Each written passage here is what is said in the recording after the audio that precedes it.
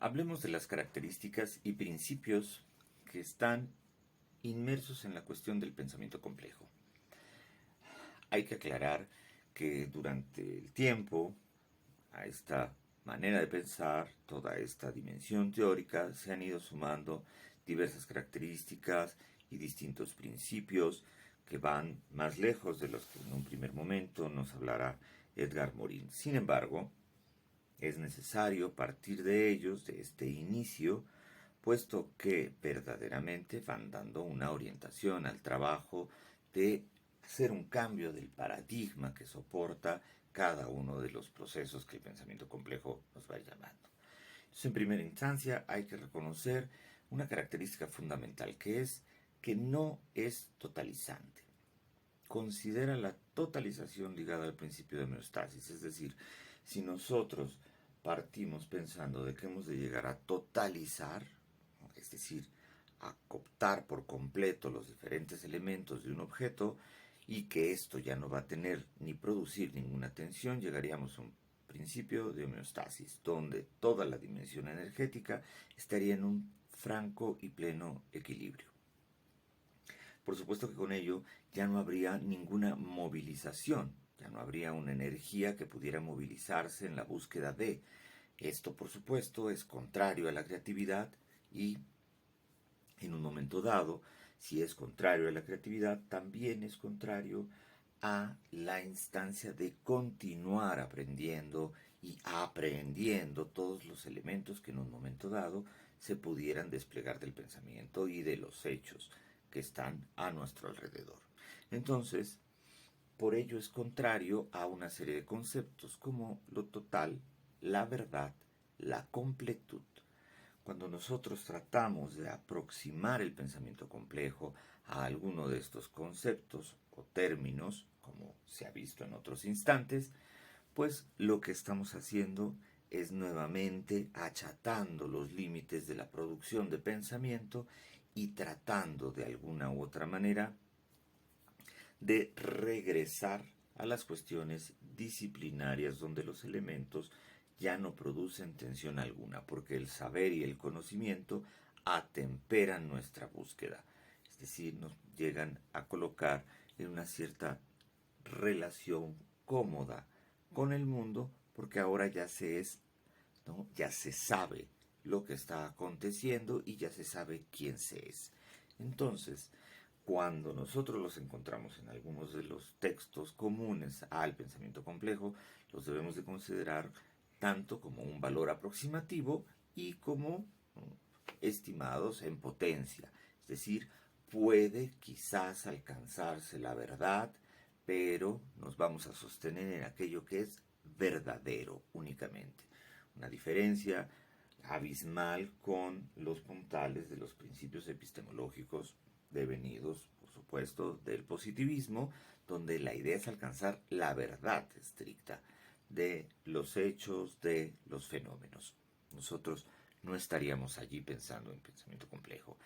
Por el otro lado, es estratégico y reflexivo, es decir, es un procedimiento para la comprensión de eventos y la puesta en marcha de decisiones en ambientes complejos. No se reduce en un momento dado solo a la ciencia, sino que establece formas, medios, tiempos de aproximación, comprendiendo de primera mano que ahí hay una complejidad inherente. Y esto, ¿no?, como tal, como estrategia, pues lo que nos lleva es directamente a la denominación de arte, como el arte de las condiciones de las estrategias durante la guerra. Bueno, precisamente por ello se ha dicho que el pensamiento complejo en sí implica una cuestión artística, elaborativa, colaborativa, performativa, que de alguna manera va instando al sujeto en una búsqueda constante, ¿no?, donde va encontrando objetos y estos objetos los va abordando desde un nuevo paradigma de acción. Por otro lado, tendríamos principios. Como decíamos, hay muchos principios, pero vamos a hablar de tres en particular. El primero es que es dialógico. El pensamiento complejo es dialógico y posibilita la inclusión de antagónicos. No no se limita a decir solo un sentido, solo una verdad, ¿no? Como decimos, hay una condición de aproximación a lo verdadero y por ello puede sumar una cuestión dialógica, ¿no? Una lectura dialéctica de cada una de estas cosas, es una trama discursiva lo que se va imbricando.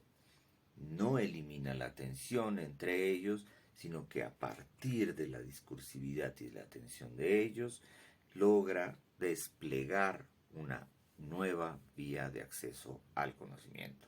Por ello, se tiene que aceptar la incertidumbre, porque a final de cuentas, en este choque, en esta idea dialéctica, ¿no? Emergen una serie de cuestiones relativas a la crisis. Nos sentimos en crisis por no entender, o nos sentimos en crisis porque nos vamos percatando que muchos de nuestros conocimientos tenían un carácter disciplinario y que ahora, ¿no?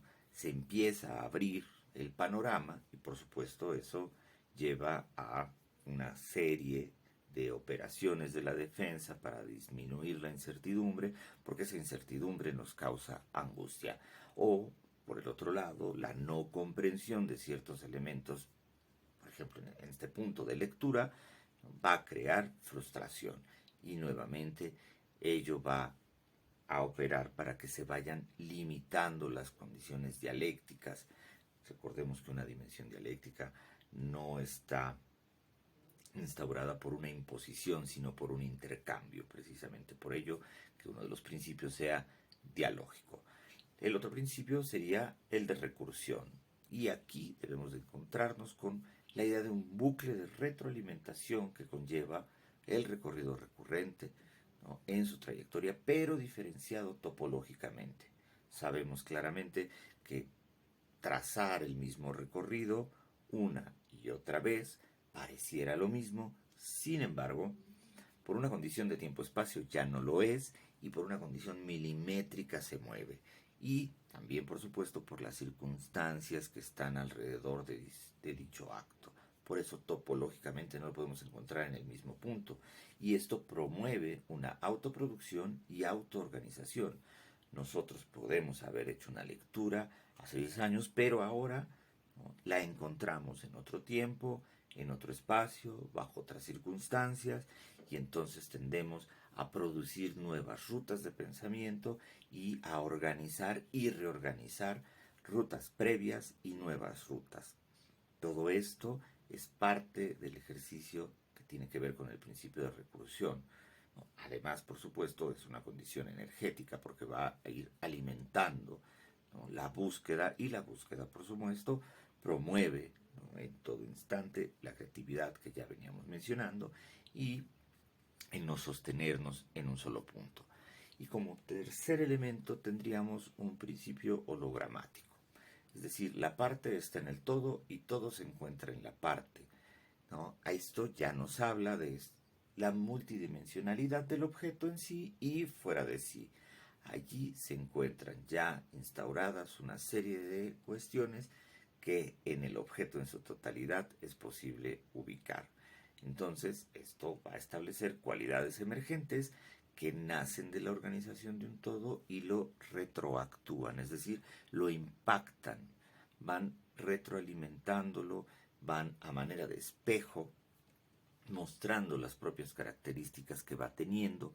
Por supuesto, esto nos va a llevar a encontrar algunas cuestiones relativas a los objetos o cómo son y serán vistos los objetos desde la perspectiva de la complejidad, que dista mucho desde de los objetos que nosotros ubicamos en el subjetivismo o de los objetos como los ubicamos en el relativismo, también de los objetos a distancia cuando nos sostenemos en una posición escéptica o, sin duda, cuando nos endurecemos a través del positivismo para tratar, por supuesto, de anclarnos a algún tipo de conocimiento, insistamos, por la cuestión de la ansiedad, la angustia propiamente, dirá en algún momento Freud, y por la frustración de el no comprender lo que está aconteciendo en el mundo exterior. Estos tres principios se suman otros tantos con la cuestión del tiempo, pero son los fundamentales para comprender un tanto, para entender un mucho, cómo es que se está planteando el pensamiento complejo, el paradigma de la complejidad, y por supuesto entonces empieza a dar cuenta de la necesidad de aperturar nuestra manera de aproximarnos a cuestiones de otra índole, ya no disciplinarias, ya no inter, ya no multi, sino transdisciplinarias.